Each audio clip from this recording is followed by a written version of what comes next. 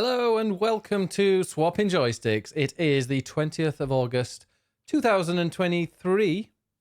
Not 2 anymore. We are finally in 2023.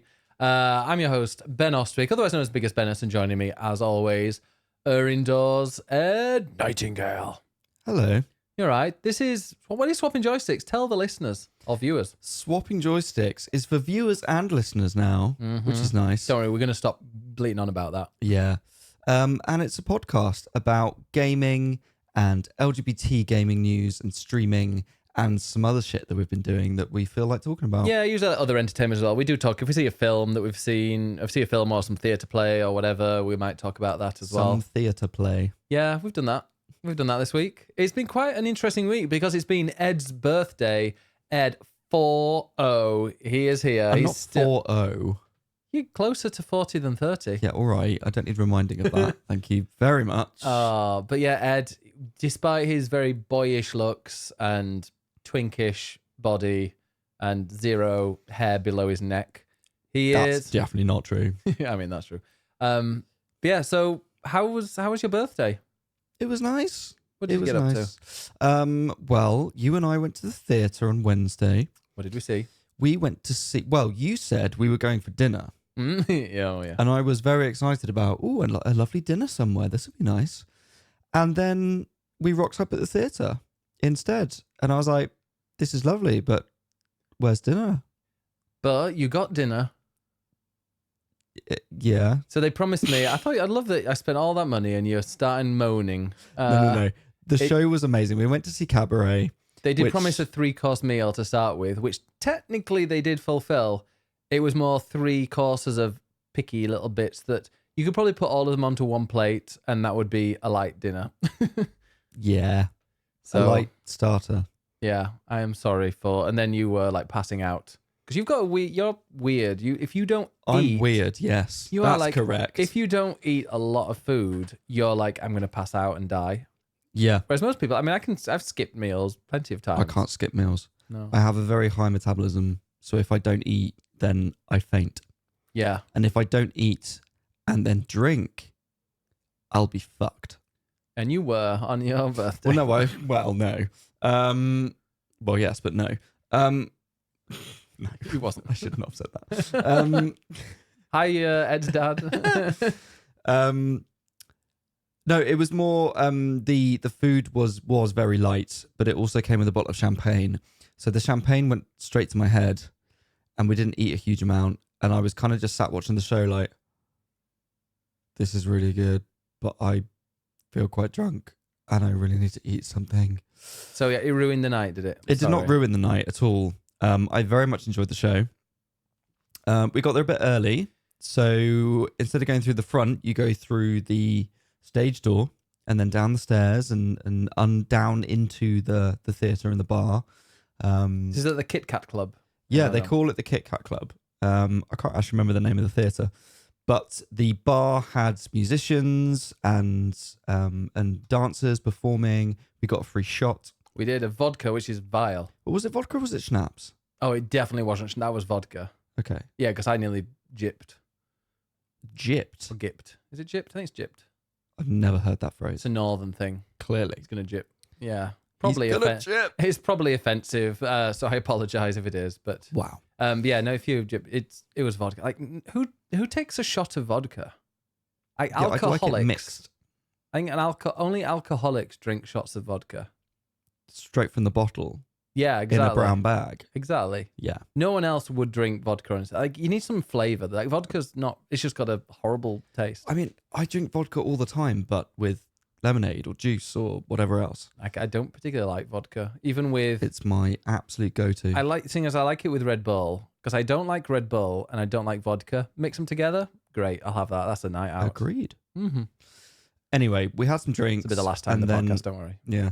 We had some drinks there and watched the performers in the bar, and then we went down to our seats, which were practically front row. I mean, it was the second row, but on the end. So it was like clear view of the stage. Yeah. In our little cabaret style seating with our telephone. Yes. Which rang like, hello, I'm Helga. Yeah, it rang and Ned was like, you answer it. I'm like, no, you answer it. You answer it. God. So I answered it and yeah, she was like, oh, What is your name? what's your name? Who is the person next to you? I was like, oh, yeah, no, this is Ed. And then, like, oh, are you from London? And I was like, no, I'm from Leeds. She's like, oh, that's a very far way to come from. And I'm like, well, no, actually, I live in Croydon. She's like, what is Croydon? Is it not very nice? Like, no, it's horrible. So she's like, oh, okay. See, I was answering with kind of jokey stuff, but she did not break character at all. She was brilliant. Not at all. And then you obviously passed it to me. And she's like, hello, what is your name? I was like, Edward. And she was like, oh, like the king. I was like, yes. At the That was time. me. I was like, what are you drinking? I was like, champagne, babe, of course. I want to be gay. And You'd had a few drinks. I'd already food. had a sip. Yeah, she was like, oh, you must see me afterwards for a drink. I'll come see you. My name is Helga. I was like, of course it's Helga. Oh, Of course it is. I was like, right, see you later, babe. So that was fun. Then our food arrived and we had it quickly. Yeah, it was in like metal tray It type. was like, it's like 3 tins Yeah. stacked on top of each other. So you opened the top lid and that was your starter. And then you took that off and then the next layer was your main sort of going down. It was like war rations. Literally, it was war rations. It was weird because the food was like war rations, and then it was Moet and Chardon champagne that we had a bottle and a half of. So that was great. Which slipped on down. Certainly did. But the show itself was also brilliant. Like as an experience, the overall thing, the immersion of the cabaret seating being so close, the way that they turn the theatre into the Kit Kat Club. And so the ensemble are all there performing in and around you and musicians. Yeah, they were walking past me because I was on the aisle. Because, we had like a table for 2 and we were on technically row B, but like I said, as you said, there wasn't one in front of us. So it was front row. But because we're on the aisle, like the performers, like the stage is surrounded. So they come in from... It's a stage called In the Round. Yeah, you studied it, didn't you? You're welcome. So they come in from like the side and then walk down the aisle to get onto the stage and get off again. So it was really weird, but they were going past me and stuff. And it was really like so many moments in that show. We had like the best seat spots. Like there was somebody next to us that was talking to somebody on the stage with somebody behind them talking. And it was like, this is the angle that you want. Yeah. I was And they were very interested in our drinks on our table. They kept trying to steal them. I was like, no, this is my champagne. Fuck off. Yeah, I just loved it. Yeah, how they Get kind on the of stage and sing. got involved with it. Yeah, honestly, that experience, I would very, very happily go again in like a few years. But if I did go again in a few years, I would want exactly the same experience. Yeah, I think it's worth going just to see the show, even if you're at the back somewhere. But once you've had that experience, it's hard to go back. I wouldn't be able to go back and have like I would literally want to save up a lot and then go and save and sit on those seats because they would just walk. I just like how they would kind of walk past you and they were doing some kind of they were like the stage rotates a bit and sometimes they're all on the stage as it's rotating, kind of gesticulating to people, and all the time they were doing it to our table and like pointing and. I mean, they could see us and they probably thought, oh, it's 2 gays on the front row instead of like old musical. women and old couples. There were lots of old people there. Yeah. But it was just really, like interactive and immersive. I know it was your birthday present, but I fucking loved it. No, I can see why you booked it for 2 of us because you obviously want to sit as well. Yeah. I wouldn't just give you the ticket to well, that would be a bit but weird. like it's a nice gift for the 2 of us to do together. You're gonna see Cabaret alone. Here you go. Bye. Enjoy yourself. My birthday treat is I get the place to myself. But then we got the vinyl as well, which we will open because that got 50 quid. That vinyl, £50. Wow. Well, we will open it and listen to it. Good. I actually didn't know the show Cabaret particularly. I've heard pretty much all of the songs at other cabaret nights or musical theatre nights performed elsewhere, but I've never seen the show on stage before, and I haven't watched the film. And I think the film is very well known because of Liza, but that's the Drag Race version. It's a very bad impression, but I think they changed the story of the film a bit to put more emphasis on Liza as Sally Bowles because it's Liza Minnelli. So of course you want to, have more of a focus on her. Mm-hmm. And so that character in the stage show actually isn't in it that much. And so I guess I found it interesting to watch the show and finally hear these songs in context, Mm. sung as they should be, not just in a random musical theatre night. Yeah.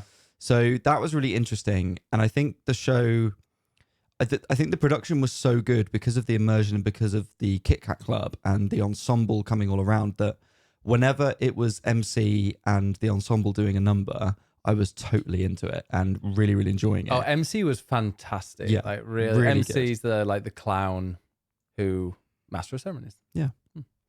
But then whenever it was like Sally Bowles and the American guy whose name I've It's weird because Sally Bowles is the very British, but she was played by an American, and the American guy was British playing an American. Yeah. And See what they did there. both of them had kind of odd accents. The guy definitely did. Yeah. I I just didn't get a lot of chemistry from them. No. Like they were individually really good performers, but I didn't, because their characters aren't actually in it as much as I thought they were, I sort of didn't care for them as much. Yeah. So when they were on the stage, I was like, great singers, but like, I want to see the ensemble. And then the ensemble came and you're like, this is incredible. I love it. They were the best bits. Like the opening number was the best opening number of any musical. Willkommen, bienvenue, welcome. That's the one, yeah. In cabaret, in cabaret, in cabaret. It's a camera on, yeah. I know, I'm singing to you, man. Oh, thanks. You're welcome. I appreciate that. I think the best. Oh, that was a good one. What is the best opening number of any musical? Lion King, without a doubt. Circle of Life? Yeah. Was that the opening one? Yeah. Oh, Of course it is. The same as the film, isn't it? I was a baby when I watched it.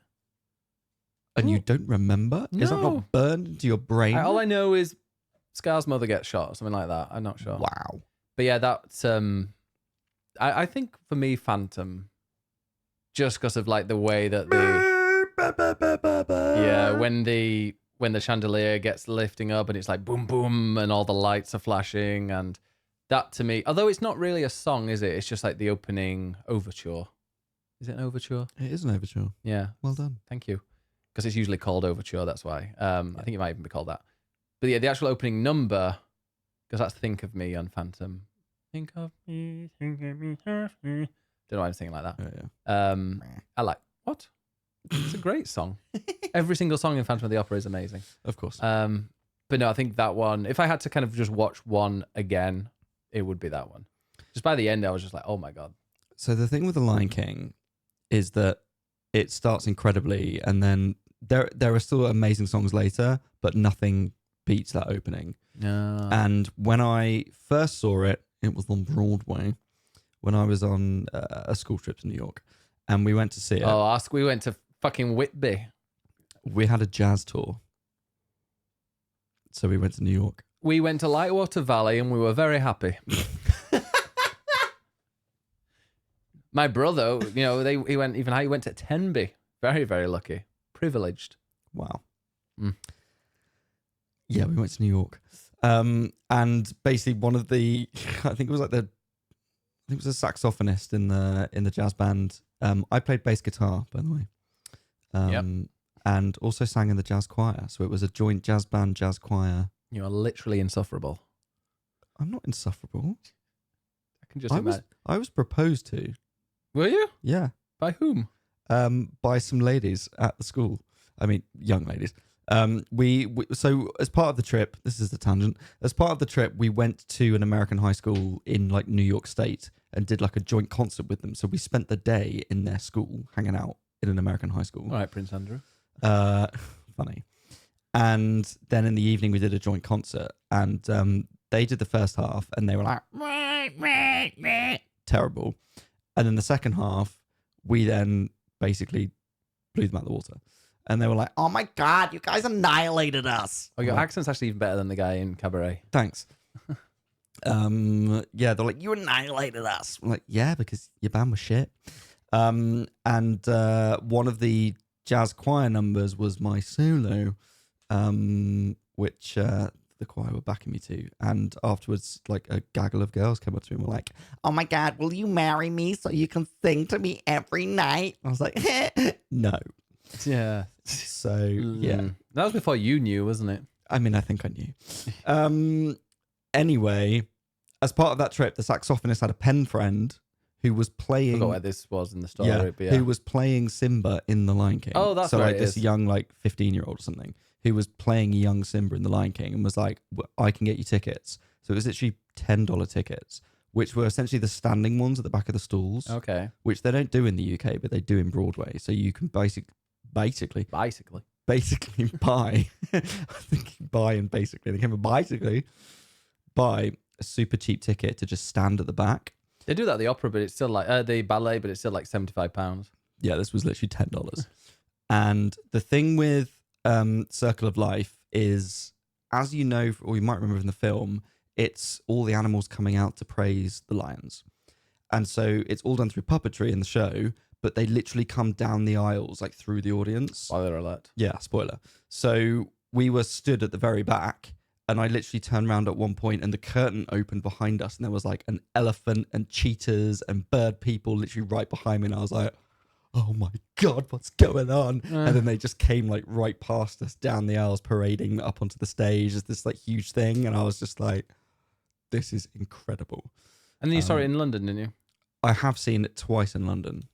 Okay, well, I'll go on my own. It's fine. No, I'll come with you again. Fourth time? Yeah, I'll As long as you again. don't sing along with things. You're not going to be like... I can't promise that. You're going to be like Lord of the Rings, where you just kind of say every single line. No, I don't do that in Oh, the theatre. so annoying. No, I'm respectful of the performers in the theatre. You should be respectful of Frodo and Gandalf. No, I will talk all the way through it. But no, in the theatre, you shut the fuck up and you listen to the performers. And then you judge them and go, oh, that note wasn't there. Speaking of which, speaking of Lord of the Rings, we were, that's the thing is, if you listen to a songs a load, if you listen to like the CDs and or the cast recordings a lot, then when you go and see the show, you're like, oh, missed that note. So sometimes going in without hearing it first is best. To help us go to sleep, we sometimes listen to an audio book, and we were listening to The Hobbit for a while, and I was Have like, we? yes. I've been asleep. But anyway, I don't know. he does the accents and stuff.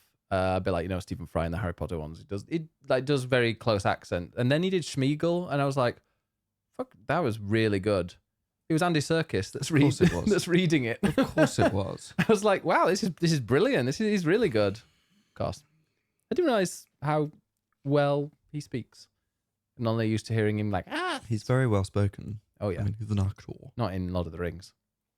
Anyway, So Cabaret, that was great. Thank you. I'm glad And then you we liked had it. drinks on Friday, and there was a lot of tequila, which Sends you to didn't- sleep, apparently. all alcohol sends me to sleep. That's true. At a certain level. A tiny bit, like a little bit of wine. Yesterday you had a couple of glasses. We shared a really nice bottle of wine and you were fine. Oh, no, you weren't. You fell asleep. I 100% fell asleep. Yeah. I mean, I was tired anyway because I was hungover. Oh, I know you are. So we had some drinks. We had tequila, and a very pleasant evening with friends, which was lovely and delightful. And then yesterday, I was hungover. Want to stay I in was bed. hungover. So what did you do when we were both hungover? What did you make us do? Well, you had previously said, let's go and see Barbie next weekend.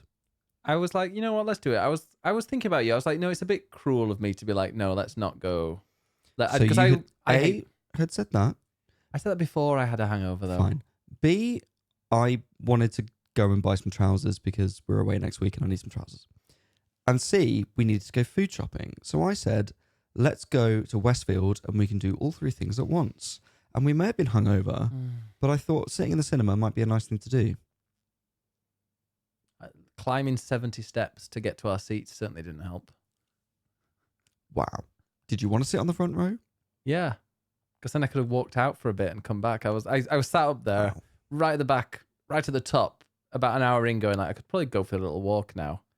But I cannot be asked climbing Mount Everest to get back. It's not my fault that you're a giant and you don't fold up correctly into a seat. Oh, I genuinely had to have a massage today because my back was still aching from that cinema. But yeah, no, we after, I think it was last week I mentioned that from now on I will only be going to Everyman Cinemas. Unfortunately, We went to a View. cheapskate over here took us to a View. Yeah. But it was your birthday weekend, so, I'm not one to complain. I can't complain because, it was up to you. We had a very nice steak beforehand.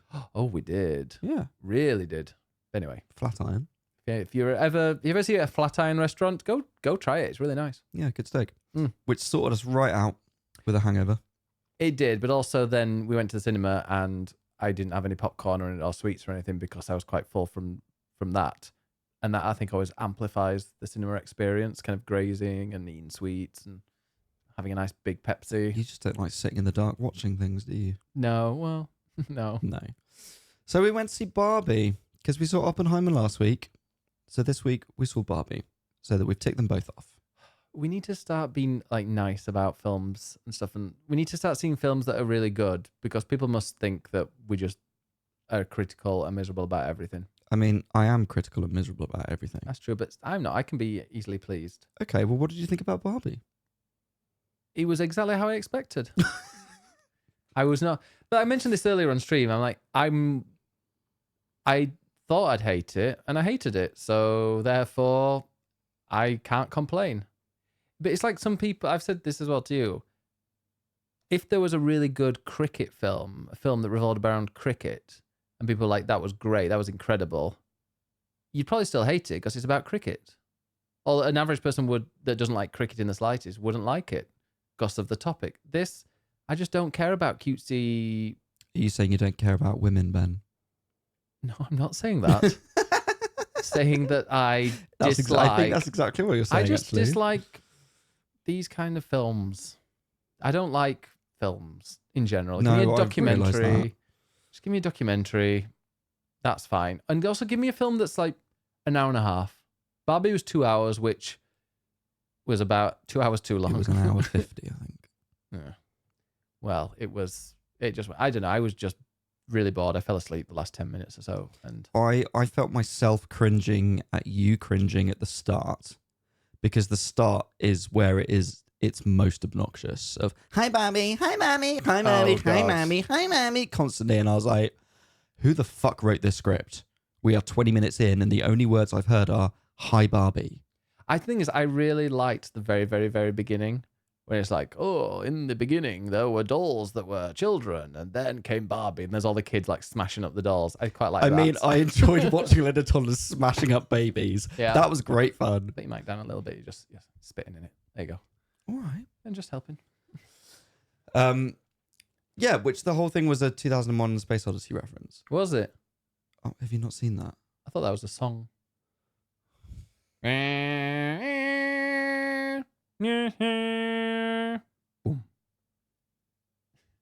What? Is it the song? What's the song called?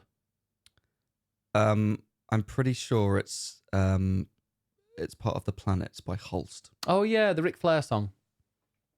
And Who? Ric Flair. Woo! Who? Woo! I have Ric Flair. no idea You what don't you're know talking Ric about. Flair? I have literally no idea Oh what my you're god. talking about. He's a horrible, well, I don't know. He's very handsy. Ric Flair. Him. Look at that man. That is a man. Look at that. Right, at the top it says American wrestler. Why the fuck would I know that? You don't know? Look at that man. I didn't watch wrestling. Oh, missed out. Maybe it'd have come I out earlier really if you'd didn't. seen wrestling. Clearly, I really didn't, looking at that. Woo! I've forgotten what I was saying now. Yes, it's 2001 A Space Odyssey, because there's a part of that film where they see monoliths on Earth and there's a load of gorillas and they start smashing up the rocks. And so Barbie was the monolith and the children were smashing up babies like they smash up the rocks to the same music. Just as the entire film was full of film references, which clearly went over your head. Honestly. I literally didn't get any of them. Were there? What? Which ones? Well, admittedly, I watched the YouTube video on it like a week ago, but because they're Greta Gerwig, she had like her sort of film. I can't remember what they called it now, but it was essentially all these different reference points of stuff that she liked.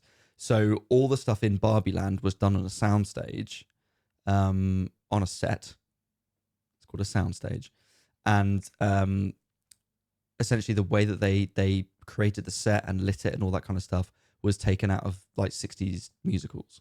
So it was filmed like a 60s musical in this sort of retro way, which was also like 50s and 60s, which was when Barbie was created. So it's giving you that kind of vibe, that sort of musical vibe. There was a lot of that in it. Oh, by the way, the old lady at the end apparently is the daughter of the creator. Oh, okay. Does that make sense? Yes, that does make sense.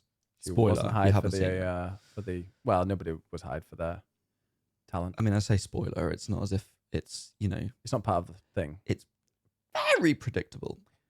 Anyway, tell us what you thought of Barbie, because I mean, like I said, I expected to be utterly bored and eye rolled.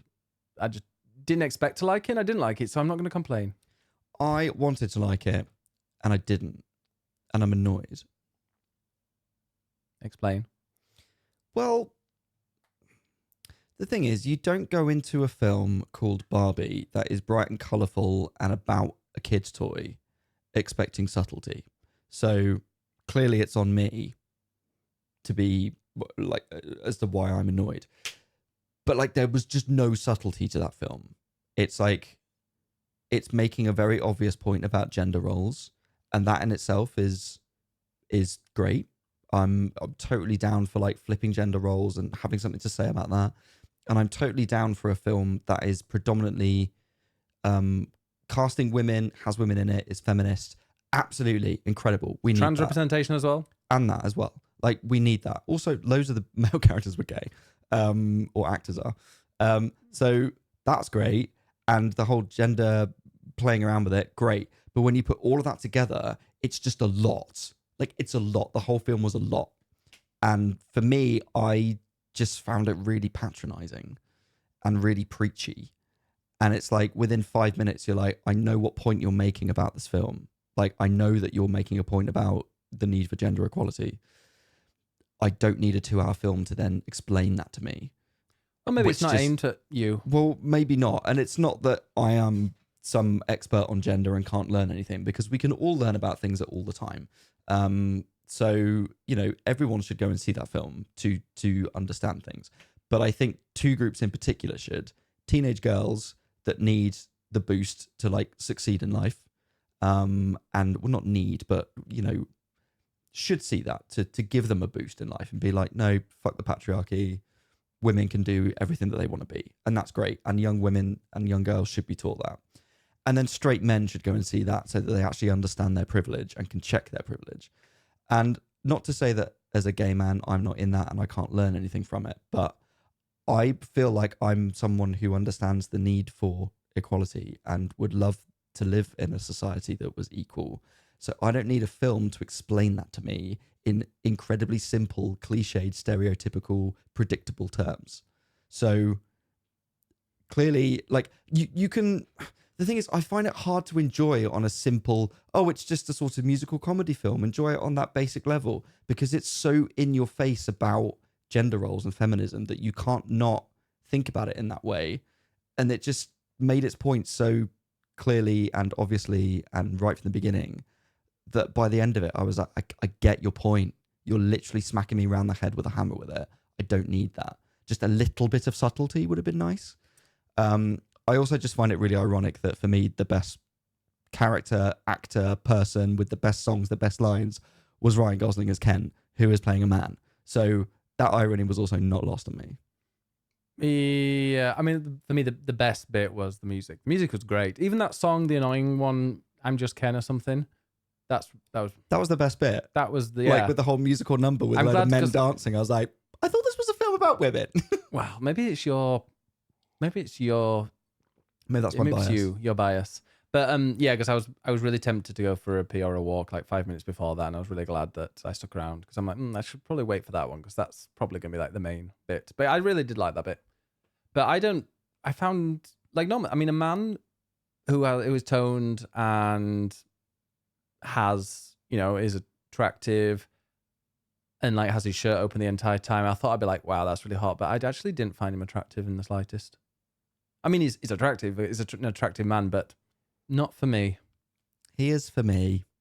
But I just find that weird, because he's got blonde hair. He's got no facial hair. He's got no body hair. I just think he's got a bit of a droopy face, which I know is, I'm not criticizing people's looks, but he looks like a hot Eeyore. If Eeyore, fine with that. Okay, he would make a good Eeyore in a live action remake.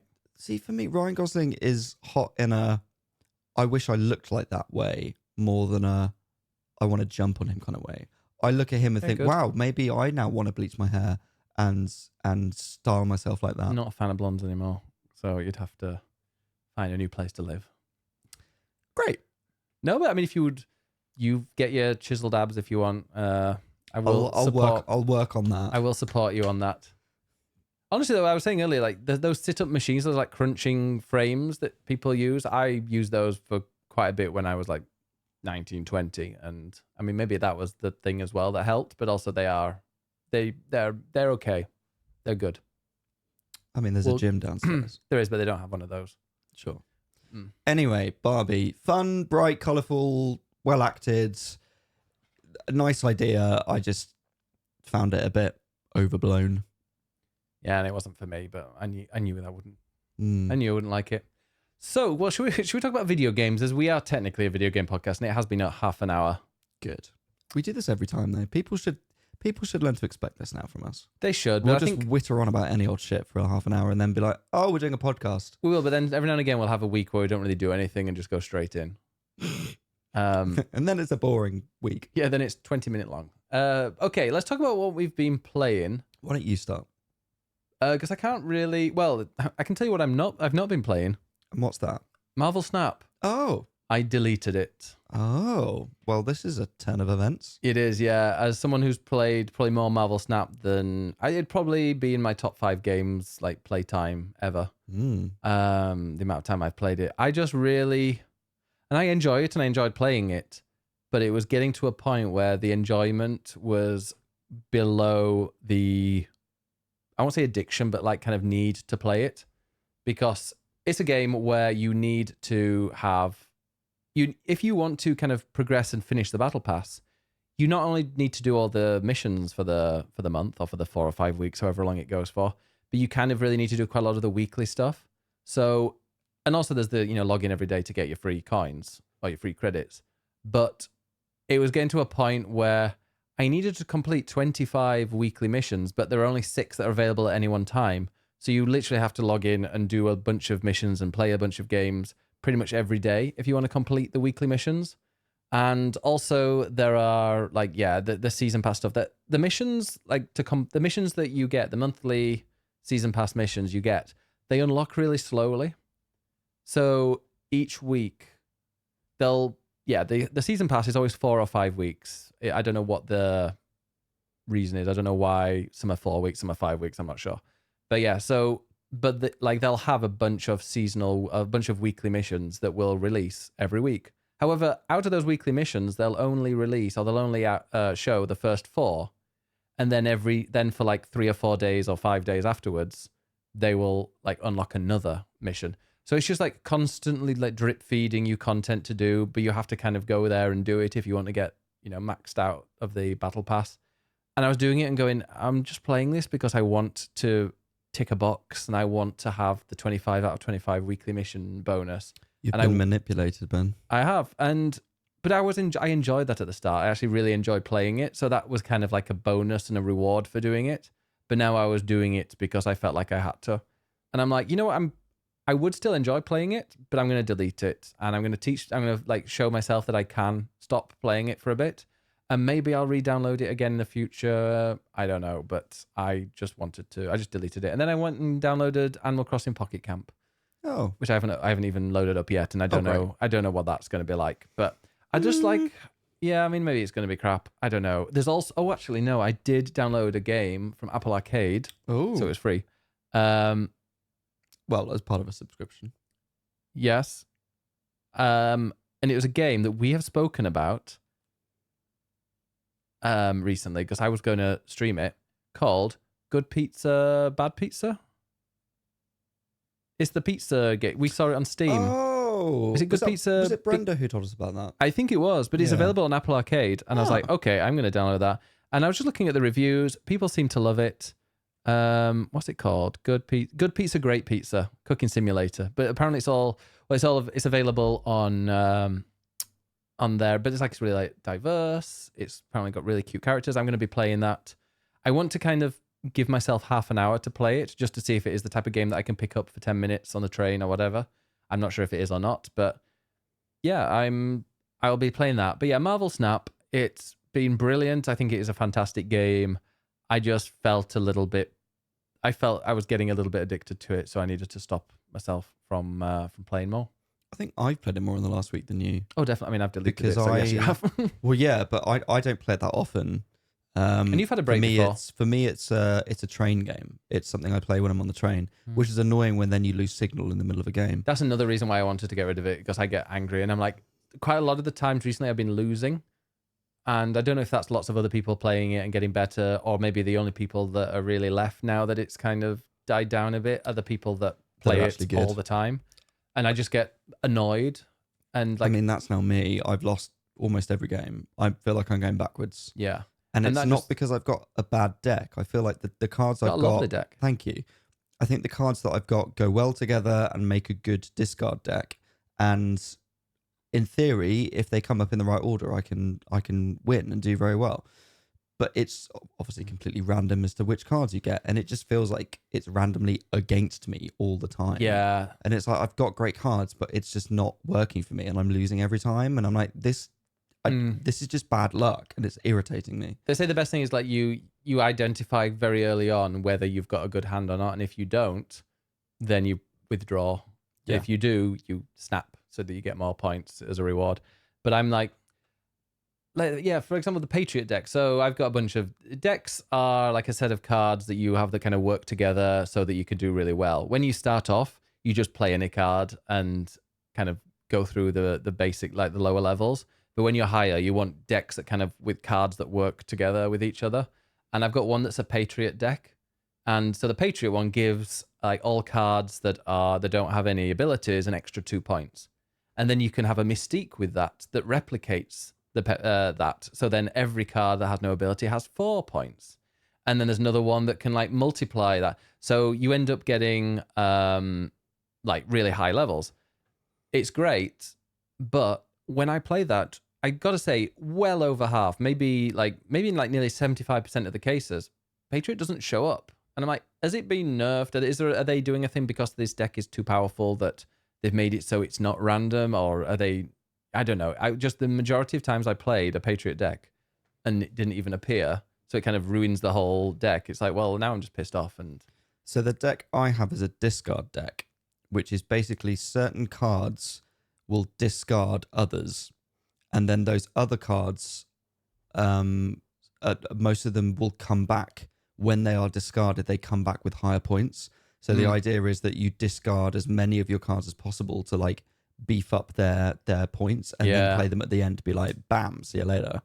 But I keep getting it where I get all of the cards at once that discard, but none of the ones that benefit from that. Okay. So you end up like discarding all of your discard cards. And then suddenly at the end, it's like, well, now I've got cards that haven't benefited from that. And so that was a waste. So you need them to come in the right order in order for it to actually be beneficial. And if they're not coming in the right order, it's like you're ruined. And I feel like that is just repeatedly happening to me. Yeah. Come in the right order or you get ruined. Exactly. So yeah, I just needed a break, and I'm going to take a break. I want to play some more relaxing games. I need that as well. Like today. Shall I quickly move on to what I've been playing a little bit today? Yes, please. I have finally got properly into Stardew Valley. Nice. How many times have you started this game? Probably about 7. Okay. And this is the furthest now I've got, because I continued with my previous save. I'm like, I am absolutely not going to go and start a new save file today, because this will be like the 8th time. And so I just continued with the one I had previously. It took me a little while to kind of get to know it and to get the hang of it again. But yeah, no, I'm just literally, I've played 7 hours of it today, or 6 hours, I think, because I played some marbles before. And yeah, love it. It is a game I adore, and I'm waiting because I've never got to winter in my first year. So that's the 3rd season. I think. Did it start in spring? Maybe it starts in spring. Yes, I think so. Okay, so I've never completed a whole year. So I'm waiting for the last season. And I think winter, there's a lot of kind of that nothing grows and you've got to make money elsewhere and you've got to put radiators in your little chicken coop to keep them warm. So I'm waiting for that, and I'm going to use that as a bit of a reset, because at the moment my farm is an absolute mess when it comes to organization. Why am I not surprised? Which is fine. It's because, so it's annoying because the sprinklers will, like the basic sprinklers will only spray in like a cross or like a plus shape. So, I mean, technically, I'm sure there's a way that you can put all the sprinklers so that it wets all the crops in the morning, but you need a load of sprinklers. However, I've unlocked a modified one or an upgraded one that will water all the crops around it. So the 8, I think it's 8, isn't it, around? Unfortunately, though, I need to get some gold so that I can craft that. So I'm currently waiting to get that. Although I have got a little bit. I've reached the area in the mines that has some gold, like level 80 or whatever. And I'm just kind of waiting now to, to kind of grind that bit. But it's just so fun. Like, it's just, one more day, just one more day. I'm just going to do one more day. And I'm going to keep this as a stream game because if I take this off stream, I'm going to have no sleep. I mean, this would be a great game to have, like a Marvel Snap-esque on the train game because you can play it on mobile. I've actually got it on mobile. Miss every stop. I would miss every stop. But I've got it on mobile, but I haven't played it on there, and I'm not sure what the controls will be like. I can't imagine that on a small screen.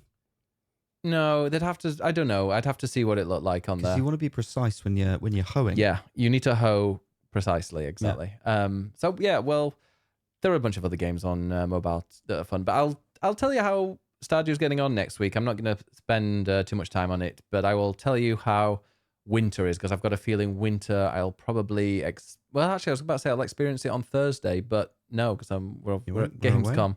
So I think Tuesday I will stream. I'll stream more of it on Tuesday, but maybe we'll just start winter because I've got like another 5 days or 6 days or so. But it's really, really good fun. And actually, Palia, when I was playing Palia, it made me want to play Stardew because he wanted to make me play something that wasn't free to play, that was actually had everything in the game that, from the start and didn't kind of. I mean, there's a mission in Palia where you have to check out the cosmetic store. And I'm like, no, I just don't like that. It makes it icky. Yeah. Understandable. So, yeah, I've been playing that. I mean, I have finished Pikmin 4, but had I finished Pikmin 4 last time? I can't remember, but you definitely have talked about it. I have, but we'll talk about that next week because I know you are playing Pikmin on stream tomorrow, so yes. I think we should speak more about Pikmin next week. All I'm saying is I saw credits. There's a lot more after the credits. That is the game of the year, 100% for me so far. I adore it. It is just pure fun. It's just, I said I wasn't going to talk about it, but I'm never bored playing it. It's always fun. It's always bright. It's always colorful. It's always enjoyable. It's never frustrating. There's even some kind of like stressful bits that are like just kind of short lived, but just really good fun. Like with the nighttime things I was telling you about, the nighttime kind of tower defense or whatever it's type they're called. But it's just pure wholesome fun. And yeah, you should definitely play it. If you haven't played it before, go and download the demo on the Switch eShop. You can play the first 2 or 3 hours. And I'm sure we'll talk a lot about it next week or the week after or the week after that. I am very excited to start it. It's going to be a stream game, so it will only be once a week. But I am very excited. I've played some Pikmin 2 in the past. I had Pikmin 2 on the GameCube. So I sort of know what I'm getting. But I think this is an improvement on previous ones. So I am excited to get stuck into it from tomorrow. Yeah. Now, we both played a little bit of Baldur's Gate. Do you want to talk about that before? No. Okay. I'm enjoying Baldur's Gate, but I just need to keep playing it. I think I'm just not a big PC gamer. Not in a sense of I don't like PC games, because I do. And actually, I like playing this on a PC clicking. Okay. It's more just that when I sit here working all day. Yes. And then at the end of the day, what I don't want to do is sit at the PC and continue. Oh, see, that's exactly the same as me. I want to go and sit on the sofa and watch and play on a big screen. So I sometimes find it hard. That's part of the reason that it's taken me a long time to get through Final Fantasy 14 because I'm playing it on PC and I don't want to sit at my PC like 24/7. See, this is why So at the moment, I've played more Baldur's Gate on my Steam Deck the last week than PC, and it runs really well on there. I've got these great settings so that it runs at like 30 FPS, 720p or 720. It's 1280 by 800 because the Steam Deck screen is like a little bit taller than a widescreen monitor. Which, if you look at it, you'll be like, yeah, that's true. I think it's mainly because I don't know, some kind of bars on it, but and like Final Fantasy 14. I started playing that on PS3. Like, I've always played it on console. I've played a little bit on PC, but only if I'm there for a specific reason. Like, playing it on console is my preferred way constantly. So I think with Baldur's Gate, I'm far enough into it now where, I mean, I'm still in Act 1, but I've done enough of it that I now understand what I'm doing. I'm understanding combat better now because I've put it to easy. I'm enjoying the story. I'm enjoying the characters. I've had sex. I'm very excited about it. And in the game? And in the game, yeah. So I feel like I get it and I'm excited by it and I'm enjoying it and I want to keep playing it, but I'm also not going to push to just play that constantly. Like, I'm not going to rush it because it's a huge investment. So I'm going to just tap into it once, twice a week just to enjoy it. I guess as some people would play D&D in that sense, you know, you play your campaign, you maybe do it once a week with friends. I think I'm going to do it at that kind of a pace. So I'm probably still going to be playing it this time next year. Hopefully not. But I'm not going to rush it. I've got so many other games to play. I know that I've played enough of that to know that I like it and I'm going to stick with it. But I'm going to just do little bits at a time, I think, and not get completely sucked into it. Yeah. Instead, I've gone back to Tears of the Kingdom. Brilliant. Now, which is a game that I do now want to get through and finish. Okay, now, so you're a massive Zelda fan. Yeah, and I do want to 100% it just because it's Zelda and I do like the game. And I like Koroks? No, I'll do all the shrines. I can't be asked with Koroks. No, I mean, I have a... It's behind you. No, it's up there now. I have a golden poo now. And I have a Hestu, thanks to Moni. Which apparently has a needle inside it. Does it actually? Yeah, genuinely true. I thought that was a joke. No, Moni genuinely lost a needle inside it. So be careful when you're squeezing it. Okay, I'm not going to squeeze Hestu. But up on the top of the shelves, there is a little golden poo. So I'll have it already. Yeah, you don't need it again. No. So I will do all the shrines, basically. I really bounced off Tears of the Kingdom when I first started it.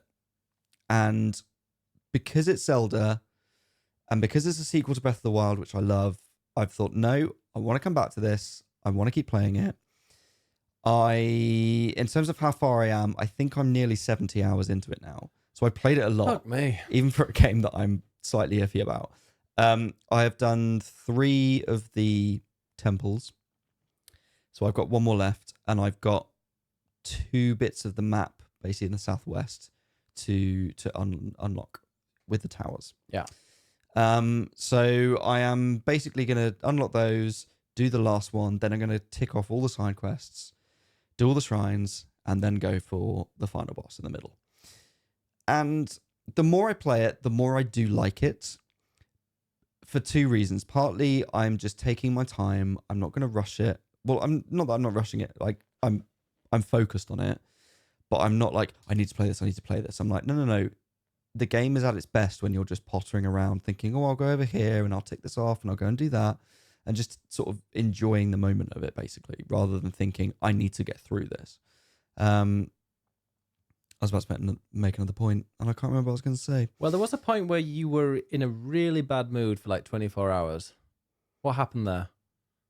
You woke up in a bad mood. I couldn't do a shrine.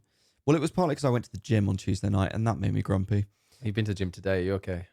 I'm all right today, yeah. Good. We had a big bowl of pasta afterwards, so I feel all right. I went to the gym on Tuesday night, so I was grumpy, and then played Tears of the Kingdom. And there was just one bit in the southeast that I just couldn't do, and I kept dying, and it was irritating me, and I've had to walk away from it in the game, go somewhere else. Eventually, I got round, and I got to a shrine, and I just could not figure out how to do it.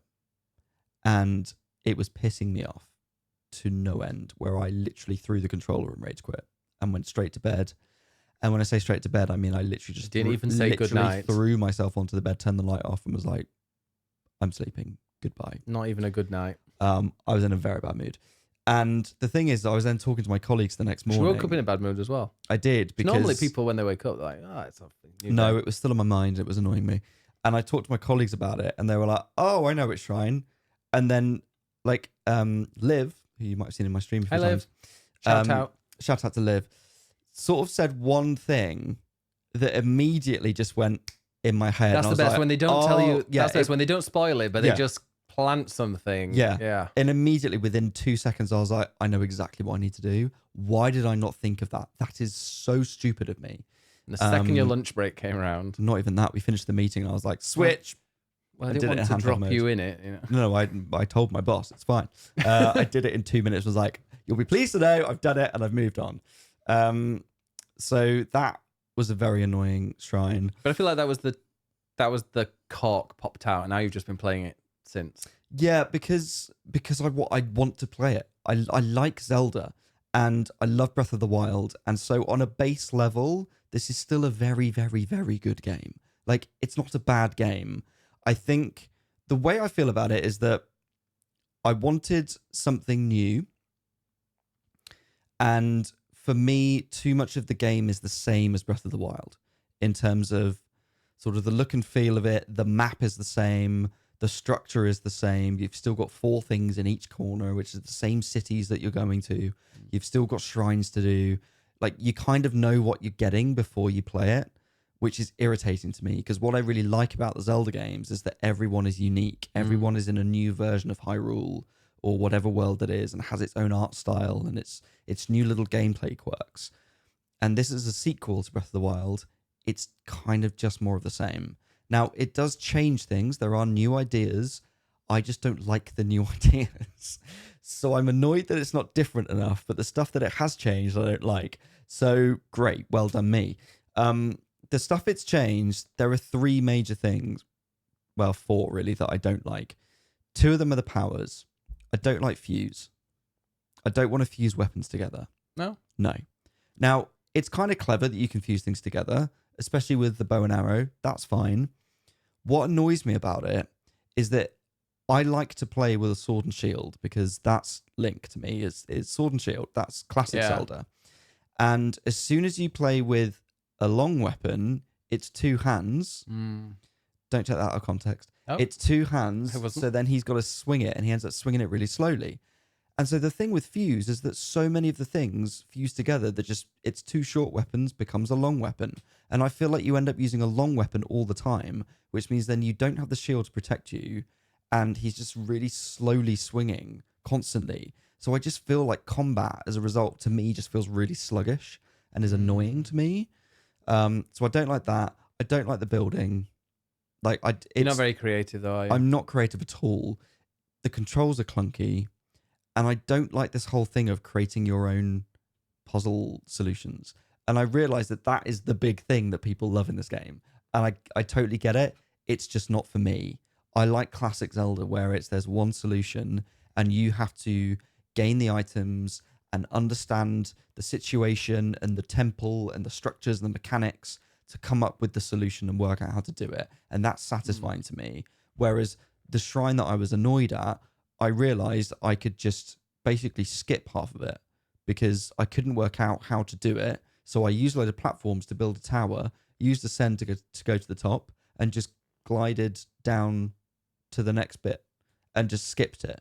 And it's like, okay, I used my ingenuity to come up with my own method. But equally, that wasn't satisfying because I felt like I cheated by not actually doing it properly.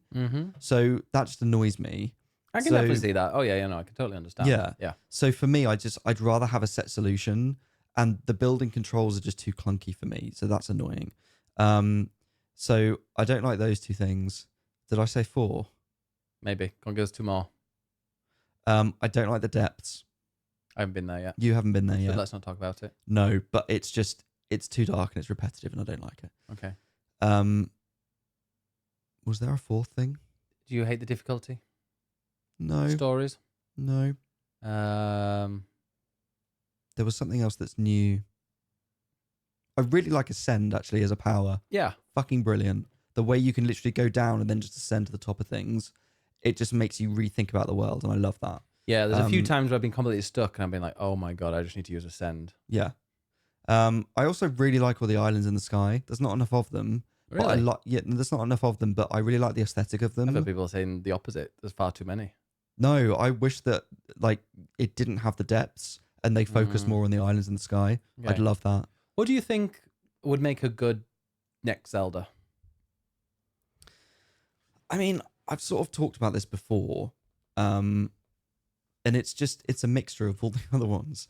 I really like this open style of Zelda. for me, like I loved Breath of the Wild because I loved the sense of discovery, the sense of adventure, the fact that you could go off in any direction and everything was new because you'd never played a Zelda game like this. You didn't know what the divine beasts were going to be. You didn't know what the shrines were going to be. You didn't know what items you were going to find or resources you were going to find and what types of weapons were going to work together.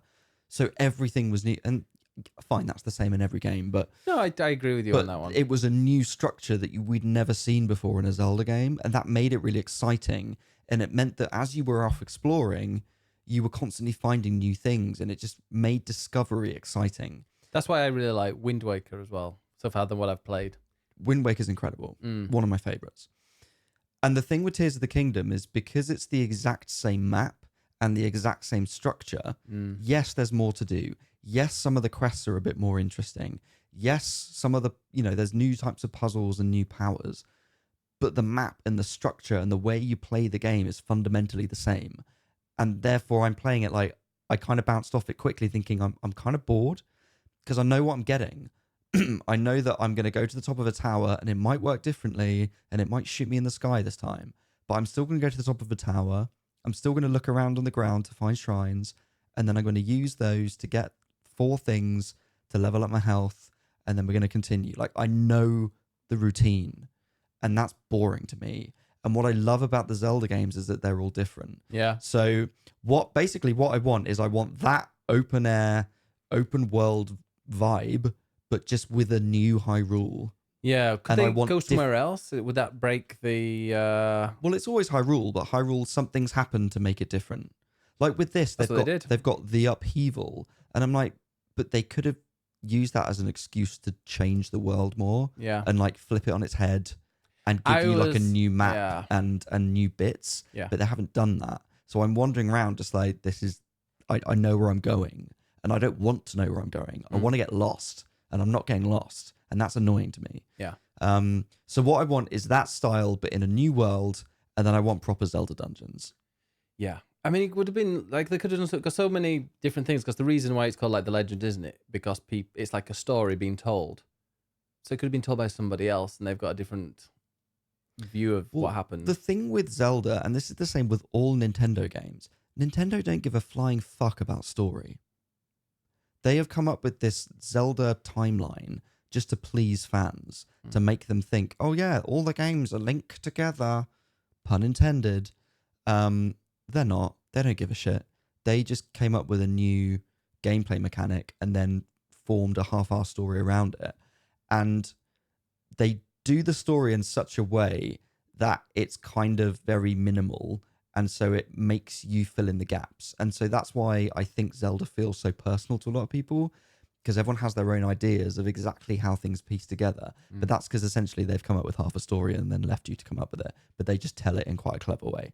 But the focus for Nintendo is always gameplay first. So the whole idea of like the legend of Zelda and what are we going to do for a story, they actually don't care. They're literally thinking, what can we do that's a new gameplay mechanic? I know, let's allow people to build things and then create a game around that. Interesting. But anyway, I'm going to keep playing it. I do like it. Like I say, fundamentally, it's still a very good game. You know, it's based off Breath of the Wild, which is one of the best games ever. You can't go wrong. It's just they have on a few things that are annoying to me personally, even though I know a lot of other people really like them. No, but I'm definitely with you. I've bounced off it very quickly. Maybe I'll go and play it again. Maybe it's a game that I'll stream later this year where, when people that are going to kind of want to avoid spoilers have played it. So it can be a little bit... We've even got Legend of Zelda behind. Actually, behind you, there's a poster for a game with very little story, and then a game that is pretty much pure story, Red Dead Redemption, which, is that in the news today? No. Okay, Red Dead Redemption, play it. It's great. Don't buy the new one. Just go and play it on... it's out on Switch, but... Go play it on backwards compatibility on Xbox. If you can't play it on there, you can buy it if you want. If you've never played Red Dead Redemption ever, and you can't get it on Xbox backwards compatibility, or can you play it on PlayStation? No. 5? Okay. So if you... Well, you can now because you can buy it. If the only way to play it is this new version, and you've never played it before, I think it is worth that much money, the £50, because it is such an incredible game, but also it's not worth it. compared to what they've been selling and how old the game is. Yeah, it's an old game. They haven't done a lot to it as a remaster. It's not even, yeah, if anything. I think they've just done a couple of little things, haven't they? Yeah. But honestly, though, it is one of the best stories and the best games of all time. I loved it. It got me into Westerns for like the best part of a year. That's how much I loved it. And the sequel was really good fun as well. A little bit more. Like the sequel to Red Dead Redemption 2 is like the opposite of Pikmin for me. So Pikmin is just really fun to play and just really enjoyable, and it's kind of you dip in and out, and it's just great. Whereas Red Dead Redemption 2, it's like this is a cowboy simulator where even walking around, we are going to make it feel heavy because you're carrying lots of things. And yeah, I can't deal with that shit. And that sounds so incredibly boring to me. I just like how relaxing and chilled, and yeah, it's Red Dead Redemption 2, brilliant game. Red Dead Redemption 1, best ever, one of the best ever. Interesting. I will also say I've been playing some Dave the Diver, which I've stolen your Steam Deck for, which is not the first time I played it, but the most I've played on it. And it's quite a nice little machine, isn't it? I've got to say, I've finally getting back into my Steam Deck, playing Baldur's Gate. There was something we were watching that was a bit boring, so I was like, you know what, kind of want to play on my Steam Deck. But you were there, tapping away with Dave the Diver. You're loving it. Yeah. In some ways, what you were saying about Stardew, in terms of being really addictive, you're like, just one more day, just one more day. That is the same. And I think Dave the Diver is similar. And I think it's kind of to do with the systems in the game and the way that they interlink. So from what I know of Stardew, it's things like, well, you've got you obviously got to farm your crops, but then you've got to use those to help people. But then to upgrade, you've got to go into the mines. And then in the mines, you get stuff that helps you. And so all these things, they all kind of link together. Yeah. And so that's why you're thinking just one more thing, because you're thinking, well, I need to do that, but then that means doing that, and that means doing that, and it keeps you addicted. I think Dave the Diver is similar because there's only really two halves. There's the diving and there's the sushi restaurant. But then it keeps adding new layers of, oh, well, here's a new app on your phone that allows you to tick off cards for every fish that you get, or different eco missions, or then you've got the sea people that you've got to meet, and there's just all these different missions that it layers onto that structure. And I've seen a criticism to just keep you going and going. Yeah, I've seen a criticism of it. Apparently later on they just keep adding stuff, and you're like, can you just let me play it a little bit? Which I'm interested, because I haven't reached a point where that's annoying me yet, but I wonder how far it goes. But maybe. But I'm enjoying it. I will definitely keep playing that over the next few weeks. I don't know how long it is to get to the end. I think it's like 35 hours. Okay. I think it's quite long. Yeah, that's kind of doable. So especially doable if you've just got it on the Steam Deck and you can dick around with it while watching a documentary. I mean, that's the other thing, is that because, your dives are 2 minutes maybe, if that. So it's the kind of thing that you can just pick up on the Steam Deck, play it for 20 minutes, put it down again, and then come back to it another time. You don't have to, Baldur's Gate, I feel like I need to sit on my PC and have a session. Whereas that, it's like, oh, just pick it up, play it for a little bit, put it down again. And I'm enjoying that contrast of having some games that I'm going to really settle into for a few hours, and then something like that I can just dip in and out of and enjoy. Yeah.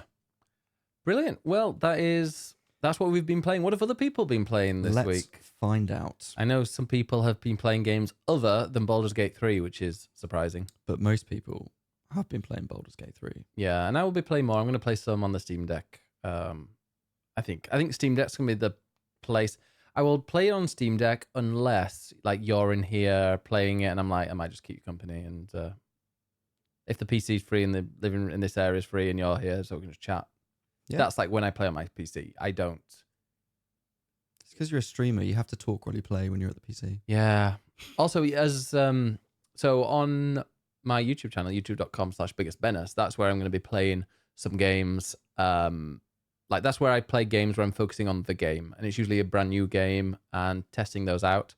And this week I'm hoping, although I probably won't because of Gamescom, I'm hoping to, well, very, very soon, I'd quite like to play that Jet Set Radio spiritual successor. Bomb Funk Cyber Rush, I believe it's well called. Done for saying that, if that is true. I think that's true. But that one I would love to play. Also, yeah, Bomb Rush Cyberpunk, well done. And the other one I'd quite like to play is Viewfinder, which we played the demo of that looked awesome. Yes. And we just saw Mia Bike playing it as well, and I was like, "Ooh, I forgot how good this is." It's such a clever concept. And loads of people will walk by or come by your stream and just go, "Oh, this looks cool." Yeah. Yeah. I would also like to play that. I've debated doing it on stream or not, but we'll see. Yeah. We are going to start with Moni Does Stuff. Ooh. Another more or less useful commentary coming in, she says. Perfect. Because I'm the ultimate victim to influencer marketing, I downloaded the Pikmin 4 demo and played it a bit, and I actually did not expect to find it this nice. Don't get your smug face out. I'm not at all far, and I'm also slow as fuck. Shocking. But it is just so many small things that are just so cute that it really gives you such a wholesome feeling that almost feels a bit unique, and I can't actually think of any other game that made me feel like this. It's the way they are animated when they run, how happy they are when you throw them, how determined they carry shit around. It's just so cute overall. I have yet to buy the full version, but we all know that's going to happen eventually. Especially if you start streaming it. Well, if I'm going to start playing it, then Moni, you have to join in, how long will it Moni. be? You have to join in. Here it is, by the way, if anybody wants to see what it looks like, the physical edition. There it is. Oh, you can see it on both sides on this camera. Oh, you can see my head a bit too close. Let's not do that. Yeah. We've had that a few times. We've moved the camera. Oh, sorry. We've got a camera. We've put the cameras a bit lower this time round because Ed was like, no. I feel like this is a better angle, at least for me. We're also hopefully getting a better camera setup again in a couple of weeks. And that'll be the final setup. Please. Good. Can't afford anymore. Randy Pasta is number 1 for Baldur's Gate 3. Ooh. Because we've got a few. I've been playing Baldur's Gate 3 this week, and it's certainly one of the best CRPGs released in a long time. The story draws you in like the best BioWare games, helped by some of the best voice acting in recent times. Agreed on that. The D&D inspired systems are not going to be for everybody though, and I think that's possibly where its popularity levels out a little compared to more accessible titles. Agreed. As a fan of the previous Baldur's Gate games, this lives up to their legacy and more. It's been a long time since a game has left me feeling this good. Larian have done an excellent job with this, and I look forward to see where they go from here. That's true, and I was talking about this on stream earlier. I'm like, it's a brilliant, brilliant game if you like that kind of game. If you don't, you're going to hate it. And you're going to be a bit annoyed, I think, by everybody just singing its praises as the best game ever made. This is why I think Baldur's Gate is this year's Elden Ring. Because I think Elden Ring, there was so much hype around it that I think a lot of people jumped in and thought, oh, I want to play this. I think I probably said this on last week's podcast. That they wanted to play it without quite realizing how hard it was. And then they're like, oh, no, this is not for me. And I think Baldur's Gate is similar, of people getting swept up in the hype of, oh, this big fancy game, I want to play it. Yeah. And then they're like, oh, this is dice rolls and D&D. What? And I think people will bounce off it. And they're the things that these are the other things that people really love. They love a game that is not trying to appeal to everybody. So something like Spider-Man, God of War, like that does really well. But the only people that are completely obsessed about that are the ones generally, like the ones kind of taking it to an unhealthy degree are the ones that are like the console war nerds and weirdos on Twitter. So those, I just feel like, there's always a niche game out in a year that's done really, really well, but because it's quite niche and it's attracting a certain set of people, they will just go and go full. Well, that's where the hype starts, doesn't it? Yeah. Because it's perfect for what they want. But I genuinely I enjoy it. To me, it's a very, very good game, but I don't know if it's not a perfect thing that I would recommend to everybody. Oh, it's a very specific type of game. Whereas Spider-Man, if you got PlayStation, play Spider-Man. Play Ratchet and Clank. Yeah. Play God of War. Play... what do you say on Xbox? Well, they're all first-party exclusives, and that's exactly what Sony are doing because they want to sell their console. So it's Zelda. So it's sort of lowest common denominator action game, which they're all very good at what they do. Yeah. But it's because they're trying to sell a console, not we're trying to sell a very specific experience. Exactly. Yeah. Zelda. You've got Nintendo. You've got Zelda. You've got Pikmin. I mean, I'd recommend Mario. Is Pikmin one of those? I don't know. Mario Kart. Yeah. And Xbox, I think they're hoping Starfield's going to be like that. Like, you like space? You like space? Play this game. But I still feel like it's a bit... Well, I mean, we'll see about Starfield. I think on the one hand, it's a very niche... it's a very niche space RPG. Oh, I don't know. Is it niche? I think it's just like everybody that likes space and RPGs will play it. Well, I know, but I still think like that kind of RPG is quite a specific experience, but I also feel like they're trying to shove in anything and everything to do with space to make it the ultimate space game to try and sell consoles because they need to sell consoles. Anyway, Jackie is the next person with Baldur's Gate 3. I'm taking a break from Minecraft to play some Baldur's Gate 3. I'm only 4 hours in, but I really like it so far. I enjoy the character creator. There is a lot that you can do with it to customize your character, but it streamlines it in a way that it doesn't suck hours out of your life positioning the eyes and lips or whatever like in other games. And of course, picking your genitals is fun. Yeah, I always love picking my genitals. Yeah. Get a bit of food for later. You must wash the smegma out. Yes, So thank you, Miriam. important. The interface is also really well done and the game works so well with a controller. Another thing I enjoy so far is the fact that you actually roll a d20 for certain skill checks. It's such a fun little addition. I'm looking forward to giving a more thorough review next week after I played it more, and we look forward to hearing it. Yes. Andromedus. I'm still on my Spider-Man grind. Yeah. I'm trying to get all the backpacks and shit. Gonna take me forever, but that's fine. I still like the game a lot, and I followed Ed's advice from last week and got Miles Morales because it was on sale. Ben's advice as well. We both love Miles Morales. We love Miles Morales, but getting all the backpacks didn't take me long at all. Well, most of them are on the map. Yeah, it took me like 20 minutes. Like It's not too bad. Yeah. You'll be fine. Like you can platinum. I don't know about the original. I can't remember. So I think I platinumed it in like 30 hours. But less than that. Yeah. Miles Morales, I platinumed in 12. The original's about 20, to be honest. Is it about 20? Okay, yeah. It's not long. On my Switch, I remember why it took me so long for the first one. Because you had to solve a certain types of crimes in different areas. Mm. And I didn't realize that if you look on your phone, you can select that crime to find it. So I was literally, every single time there was a crime, I would go there and just hope it was the one that I needed to check off.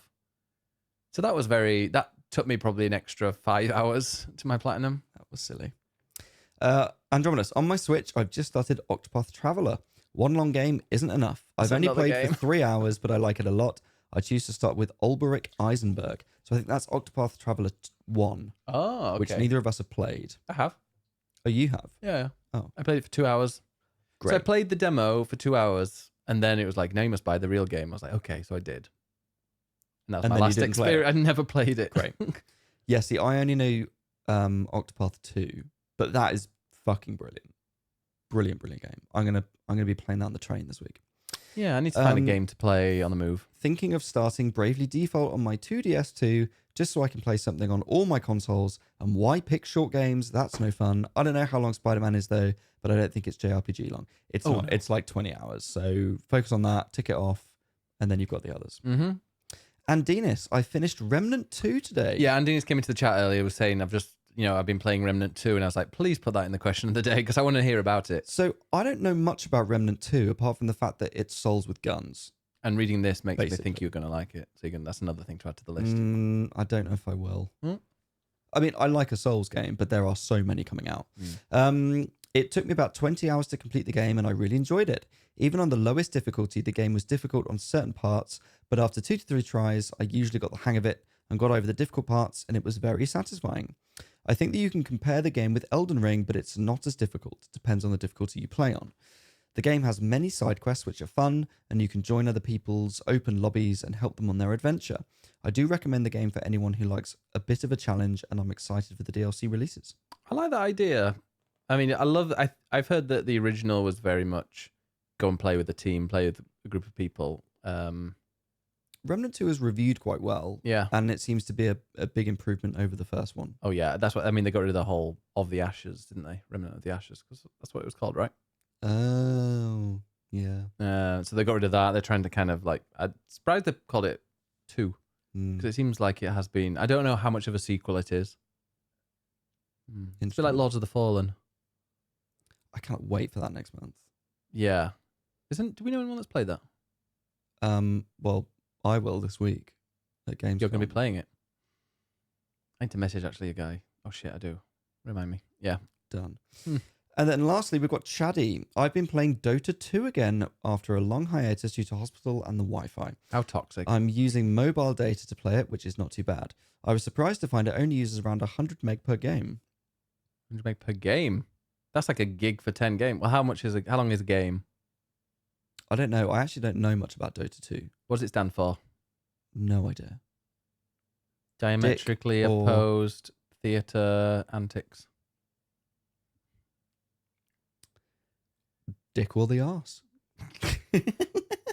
What are you more interested in? Dick Dick or the arse? arse. Dick. It's a MOBA like League of Legends, but different heroes, abilities, and looks, etc.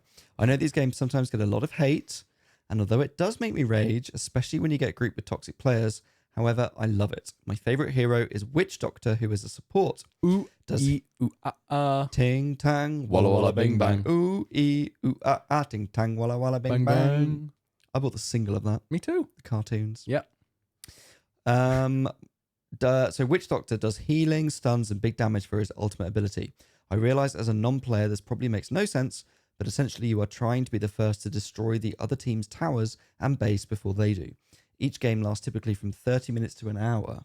See, that's the night. So let's make it really gay. Let's go from toxic straight people. Sorry, Chaddy. To gay. Pikmin's. Chaddy's not a toxic straight person. That's true. But Dota is a typically yeah. toxic straight person game. Pikmin at night, you have these different the beehive type things that you have to protect from swarms of things coming towards you, which I imagine is what Dota's like. But the other person is a real person. You've got to destroy theirs as well.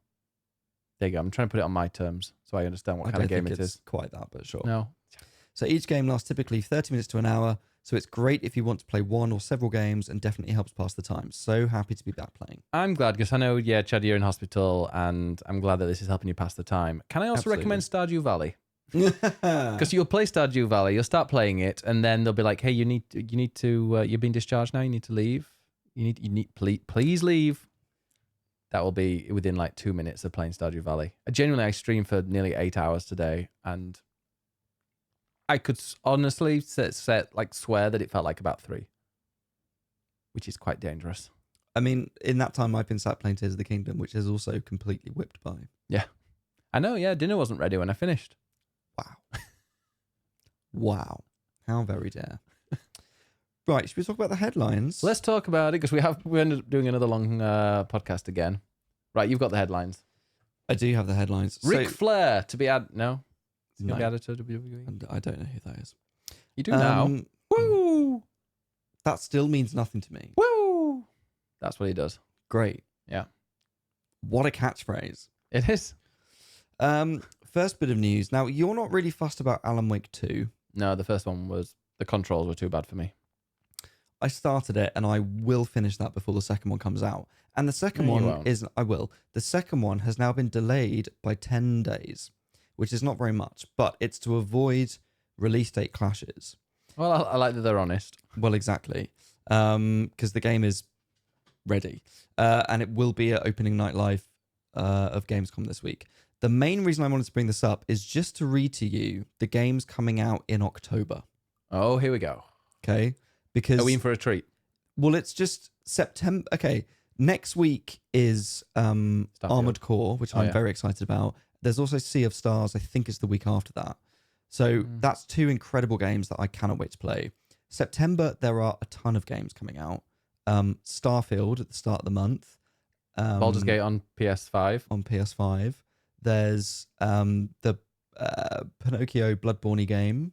Liza P. One just before you continue, one person mentioned on Twitter and it made me laugh. It was like, PlayStation has got the console exclusive of best game of the year without fucking doing anything. Yeah. It was like, yep.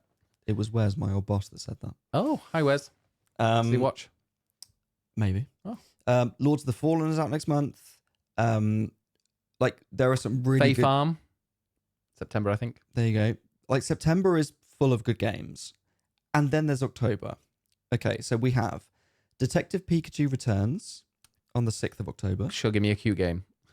Forza Motorsport, 10th of October. I will be playing that. Assassin's Creed Mirage on the 12th of October. I will be playing that. Sorry, Lords of the Fallen is 13th of October. Will not be playing that. Maybe. Then Spider-Man 2 and Super Mario Brothers Wonder on the 20th of October. Oh, do I have to choose? Well, exactly. How do you choose between those two? City Skylines 2 and Metal Gear Solid Master Collection on the 24th of October. I will literally take a day off work to play City Skylines. Yeah. And then Alone in the Dark on the 25th of October, which I'm sure people won't care about. But then that's 2 days later, Alan Wake 2 comes out, which is October 27th now, which is essentially Halloween weekend. And this is that makes sense. It makes more sense, to be honest. It's a survival horror game put out on Halloween. But like, that's a very good month of games. I mean, Spider-Man 2 will definitely be worth playing. 100%. Super Mario Brothers Wonder, you can't go wrong with a good Mario. But also, I think with Super Mario's Wonder, you're not going to have it's not going to be a spoiler thing, so you can play that. You're not going to be dying. I don't think people are going to be racing to play that the second it comes out. And I'm very intrigued to know what they're doing with that game, because is it just another Mario platformer? Like, what's new about that? So I'm really interested to play it. Really, speaking of platformers, I really need to finish what's it called? Sackboy. Yes, that was should. brilliant. You should. Did you finish it? Did you say? I haven't played it. I only played that one level. Yeah, the Uptown Funk. Yeah, so good. And Metal Gear Solid Master Collection is going to make me want to play all of the Metal Gear games again, which I don't have time to do, but I want to. You'll see the state of it and be like, ooh, maybe not. Yeah.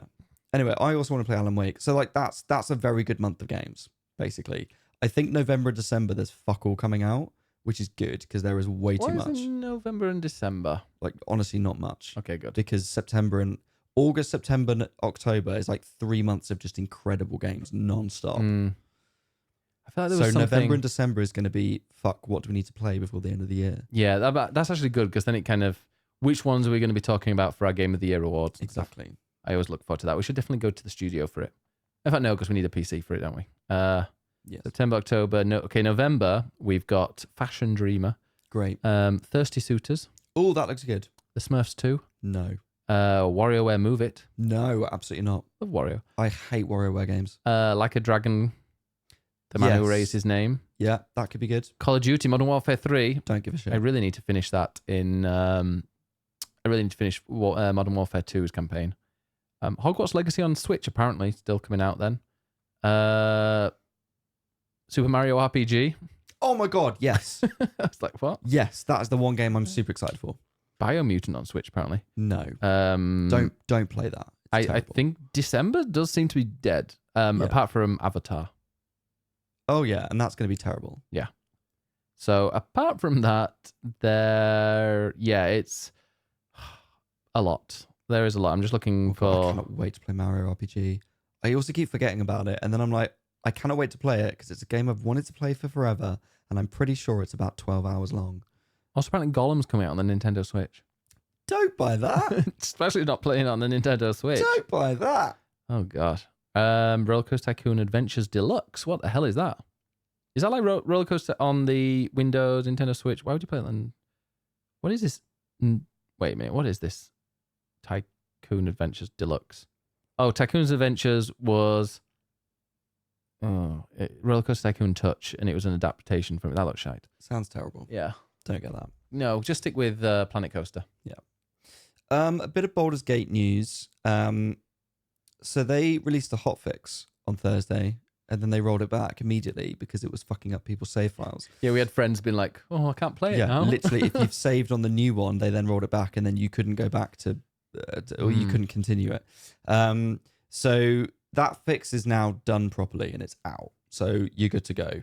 But they have apologized for it. They've said that they're going to change the way that they release these, i.e. they're going to actually go through a full comprehensive Q&A pipeline for every hotfix and not just QA and not just rush it out. But the first major patch is on the way, which is going to have 1,000 different fixes in it. Dave the Diver actually had a really good hotfix, didn't it? Or a patch. Well, you say really good. I think it's done more that we haven't seen yet, so I need to wait for the patch notes. But the best thing is it doesn't have the tap, tap, tap, tap, tap, tap, tap, tap, tap minigame. No, you can just hold the button now instead of having to button mash. However, when you hold the button, it goes up really slowly and it still misses every time. So you kind of still have to button mash. So it's naturally not that great. Damn it.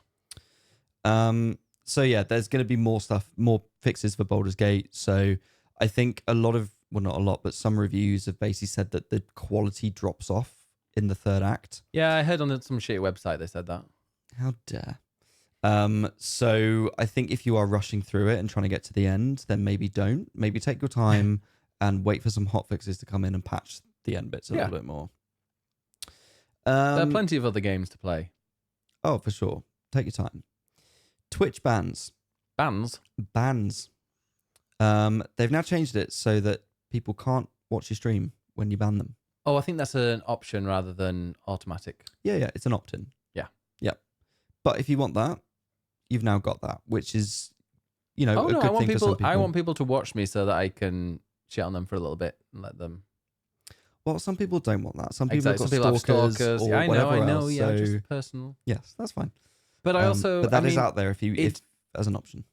Yeah, but if someone is determined, thing is they can watch it. That's the thing. Like, you don't need to be logged in to watch someone's stream. So if you've banned somebody, then and they would like if they're completely obsessed with that person and they want to watch, they can just log out. But it does make it is like an extra step. So people will be very happy with that. And if it's somebody that's stalking multiple people or they're harassing multiple people, then yeah, they're not going to be able to watch it and they're not going to just log out to watch that one person. But yeah, it's something. It's which is good nice. that And it's people have been there. asking for it and they've actually done it. And yeah, I think Twitch is a decent company with decent people.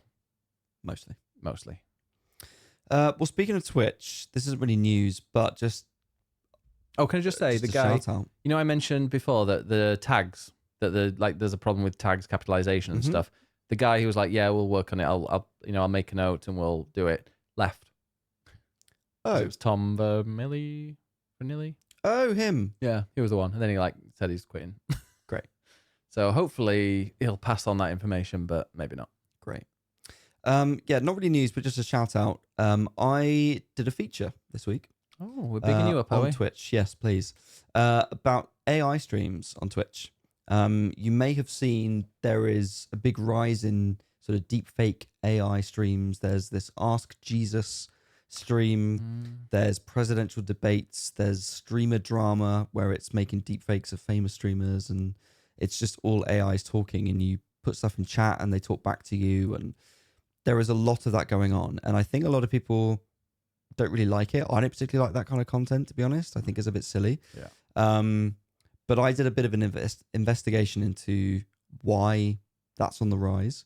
On the homepage, there is a specific, what do they Category? call it? Shelf. For AI streams That's that weird. Twitch is promoting, which is called Probably Artificial, Hopefully Intelligent, AI-powered streams and related discussions.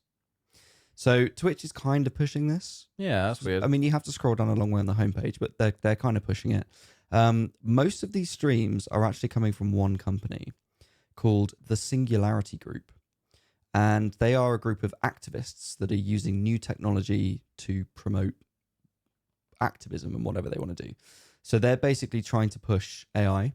And so they're using AI streams to essentially collect data to improve AI continuously, to try and prove to people the power of AI, but also the dangers of AI as well. And I guess Twitch is happy with that and is trying to push it. Or they're paying a lot of money for Twitch to be on the front page of Twitch. All that. So, yeah, it's a little report that I've done. Please go give it a read on Eurogamer.net because I put a lot of work into it. You did, and it's not had enough views. It deserves more. Yeah. People need to pick up on that and show it elsewhere. Starfield. A few little bits have come out now. People are now playing it. People who are reviewing it are now currently playing it ahead of its release. I've seen people saying I'm reviewing it, I'm playing it. These are a lot of people with YouTube channels. Are reviewers reviewing it, or is it a lot of influencers that have been given codes? I'm sure it's a mixture of both. Yeah. I mean, read the reviews. Read reviews of respected people before you, because I just know that they're going to be sending it out to people that love Xbox and will say nice things. It's positive press. Yeah, I wish people would kind of notice the difference between paid promotion / ads, proper journalism. and journalism. Yes. Speaking to the choir. I mean, you are for me, yeah. But whoever's listening. I think most people, if you got this far in the podcast, you're probably, I imagine there's people that kind of care about journalism. Well, I hope so. Because we're not because I work at it. Yeah, but we're not necessarily like the big, hey, oh, well, we're not those kind of influencers, really. No, if something's shit, we'll say it's shit. Yeah. I don't want to big something up and people waste their money and be disappointed. I would never want to be You don't responsible even like for Breath that. of the Wild, or whatever it's called, Tears of the Kingdom. I do. Okay. I do like it. You convinced yourself. I'm convincing myself I do like it. Yeah. It's just underwhelming compared to its predecessor. Cynics like to watch this. Sure. Well, welcome on in. You come to the right place.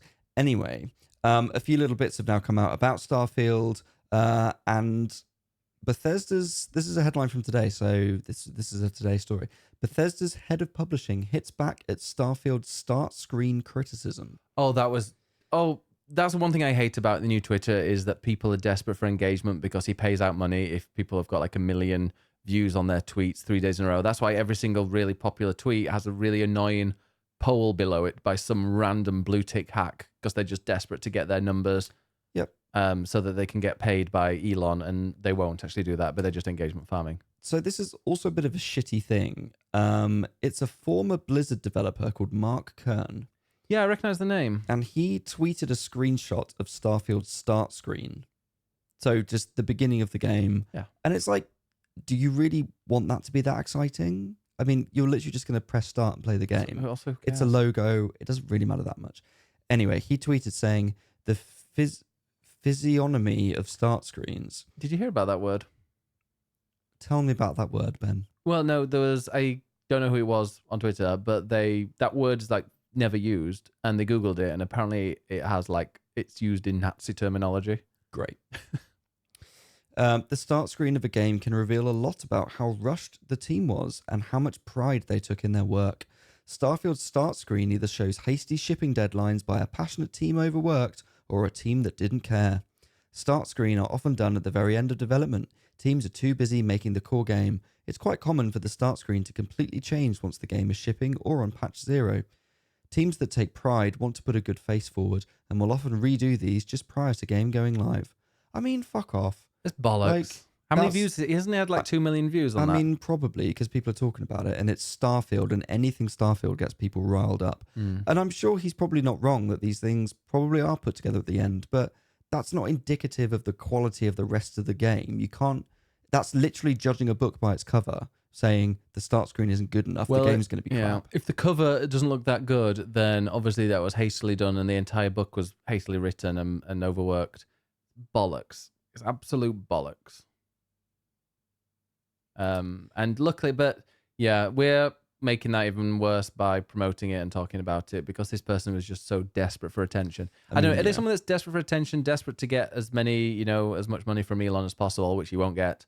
Or is he somebody that has a real grudge against Xbox? Because whenever there's a game that comes out that's like a big exclusive, like Starfield,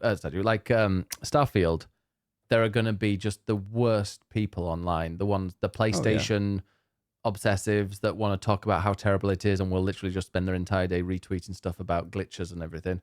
And then there'll be those that are just like, this is better than Spider-Man. This is 1,000,000 times better than any other PlayStation exclusive.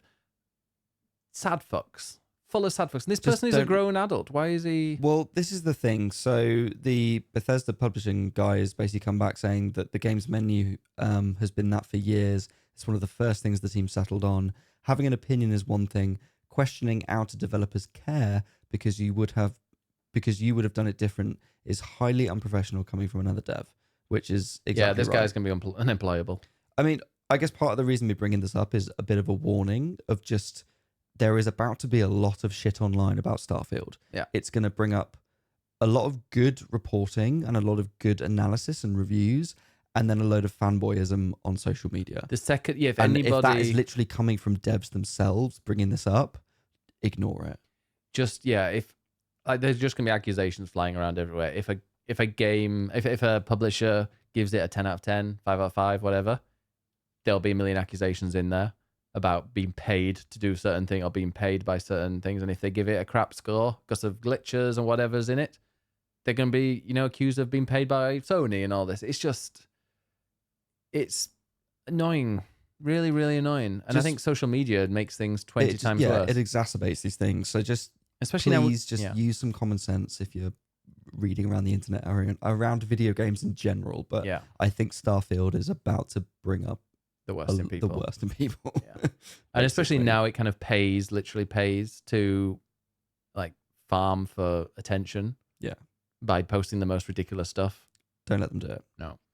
And lastly, some good news, and that is that Frog Detective is coming to Game Pass. Oh, what a game. What a game. All three of them in one collection. All three of them. It's making the leap to consoles. So PlayStation, Switch, and Xbox. Get the it? leap. Yeah. Mm. PlayStation, Switch, and Xbox. But on Xbox, it's coming to Game Pass. It's going to be a 3-game collection called The Entire Mystery. So there we are. And I don't know how much they're going to be if you're not on Game Pass. I don't know how much they'll be. But I know you've played them. I still haven't, but really want to. And now they're on Game Pass, I will absolutely play them. And then you're going to love it, and I'm going to be like, I told you. Oh, I'm sure they're great. I might even do it on stream. Why are you looking at me like that?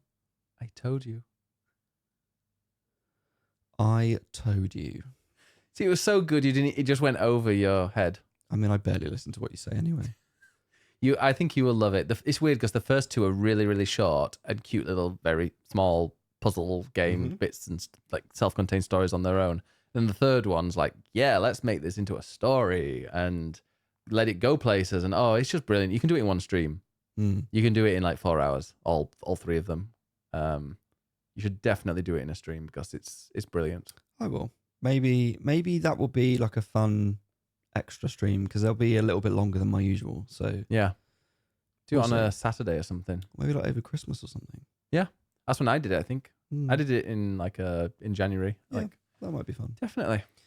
All right. Well, so we've been. That's the end. Yeah, that's the end of the headlines. But this coming week is Gamescom. That's true. Yes. I was about to end the podcast then, but yes, you're right. Opening night live is Tuesday night. Wednesday night. Is it Wednesday night? I'm pretty sure it was Wednesday night. Yes, because I was looking for tickets. It's Wednesday night. Good. Clearly, I know. So Jeff Keighley is doing another show basically with a load of adverts and a load of trailers. He has already warned that there isn't going to be that much new in it, so don't go expecting tons and tons of new stuff. What there will be is gameplay looks and trailers on games coming out soon that we already know about. So there's that. I know one thing that is going to be shown, which I'm very excited about, and that's Black Myth Wukong, which is this new Souls-like game from a Chinese developer where you're playing as a monkey, and it's based on a really famous story, and I've forgotten the name. The Princess and Journey to the West? I don't know. Or something. I think it's called. I can't remember. Please don't hold that against me. It looks amazing, that game. So I am very excited to see more of that. And then you and I are both going to be in Cologne. We are. We're going to be in Cologne. You're going there on Tuesday. I'm going there on Wednesday. We're both coming back on Sunday. So the podcast will be up the following day Which is a bank holiday. Yeah, so we're going to... So we can still record it during the day, basically. Yeah, exactly. It'll be up... it'll be ready on Tuesday morning rather than Monday morning. No, we can do it on like... No, we released it in the middle of the night. That's what you meant to do. Oh, okay. As well. If you say so. It's part of the... I had a look because I'm like, what should I do? I have no idea about podcasts, as you can tell. No, you know more than me. I followed all these instructions. Okay. Apparently that is when. But we'll do it Tuesday morning, and then that just gives us... It actually gives me time to actually edit it and upload it and stuff. Edit? Yeah. Sure. Get rid of all your bits. So the podcast will be slightly late next week, but we will have all the news from Gamescom. Yes. There's going to be some really cool stuff. I've got like chock full of appointments of various bits and pieces to see. I might be streaming from it.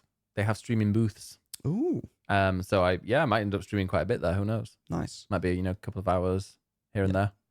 So basically this week, look out for plenty of Gamescom stuff. You can go to Discord. Well, I'm sure that is discord.gg/biggestbennis. You can find it if you're on YouTube. You can find it in the links below. I think it's also in the links on the normal podcast as well.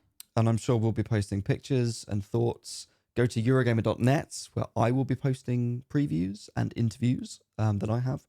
And then listen next week, and we'll give you the full lowdown. We will. Excellent. And make sure you watch Opening Night Live for all the new trailers. Right. Well, that's it. That is Gamescom. It's my first time in Germany, so I'm looking forward to getting the full German experience. Ever in Germany? I've passed through it on a coach, and that was it, because we went to Austria. I went to play my tutor. Speaking of, going on fancy school trips, I did go to Austria. You had a music trip as well. On a coach, and it took 24 hours, and the person next to me, Craig, I'm not going to say his surname. He vomited on me an hour into the journey, and I wiped it obviously off, but I had like vomit soiled tracksuit bottoms for 23 out of the 24 hours. That's horrendous. He's also somebody that 3 hours in, they said straight from the beginning, do not shit on the coach. No poos, just wheeze. And obviously he went and had a massive shit 3 hours in, and they had to open the windows and stuff. Oh, God. Honestly, that guy just gross. You know, the kind of just Why were you gross. sat next to him?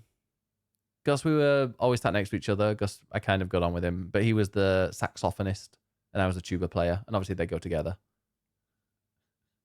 Don't know why. No, they don't. No, but yeah, saxophonists and tubas went together apparently, and tromboners. But I don't think there was a tromboner. No jokes. It was at high school. It was in year 8. Well, you're going to have a lovely time in Germany then. I'm looking you forward better to brush it. up on your German. I would like, ja, bitte. Bitte schön. Meine Hund ist kaputt. Nein. Es ist windig. Schnell. Schnell. That's what I'm going to be like to you when you're walking slowly. No. Or schnell in the bedroom. Please don't do that. Das ist sehr schön. Bitte schön. What? Das ist sehr schön just means like, that's really nice. Oh, what's bitte schön? Bitte schön is what you say when someone says Dankeschön. Oh. So it welcome. basically means you're welcome. You're nice. But it means please nice. Please nice. What about Dankeschön, bitte schön. But yeah, so we used in my German school, in my German tschüss, class. if you want to say bye. Oh, Tschüss. in my German class, they used to like to ask a question to somebody, you would throw this little kind of cuddly toy to somebody and say it, and then pass it around. And it was called Zwölfi. Was it a wolf? It was I think so, yeah. So yeah, that's all I remember. Zwölf. Hund. 1, 2, 3, 4, 5, 6, 7, 8, 9, 10. 10. 11. 12. There you go. Anyway, let's not. Let's not just sit here speaking German. Because we're not. Bad German. Yeah. So, Ed, where can people find you? You can find me at ed_nights on most of the social medias and also on Twitch. And you can read my stuff on Eurogamer.net. And you can find me at Biggest Bennis pretty much everywhere. I'm Biggest Bennis 1 on Twitter and Big Bennis on Snapchat. I think I'm Biggest Bennis on TikTok. Yeah, I'm Biggest Bennis pretty much everywhere. If you go to biggestbennis.com, I'm sure there's some links up there. But literally, if you find me on Twitter, there's a link tree that has everything on there. I'm sure you can find me. And go to swappingjoysticks.com for all of your swapping joysticks needs. Exactly, yeah. Swappingjoysticks.com. You can click on and it'll show you the YouTube playlist with all of the ones that we've recorded videos for.